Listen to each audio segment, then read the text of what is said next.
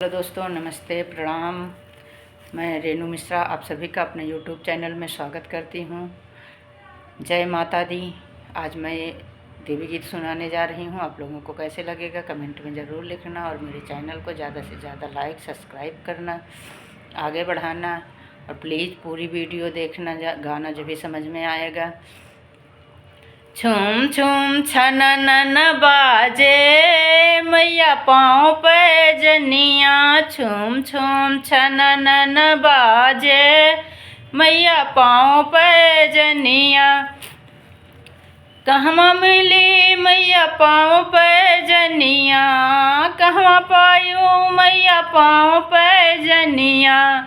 कहवा मिली ओढ़निया मैया पाँव पे जनिया, कहवा मिली ओढ़निया मैया पाँव पे जनिया। छुम छुम छननन बाजे मैया पाँव पे जनिया, सोनरा घर मिली पाँव पे जनिया, सोनरा घर मिली पाँव पे जनिया।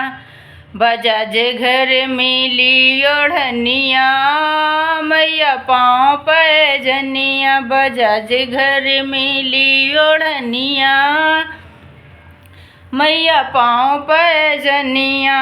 छुम छुम छननन बाजे मैया पाँव पे जनिया, कैसे टूटी मैया पाँव पे जनिया, कैसे टूटी मैया पाँव पे जनिया।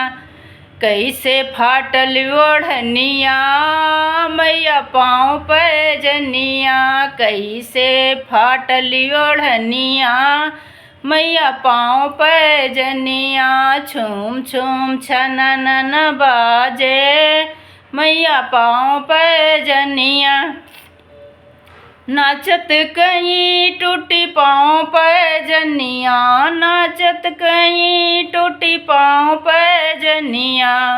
फंस के फाटल ओढ़निया मैया पाँव पे जनिया, फंस के फाटल ओढ़निया मैया पाँव पे जनिया।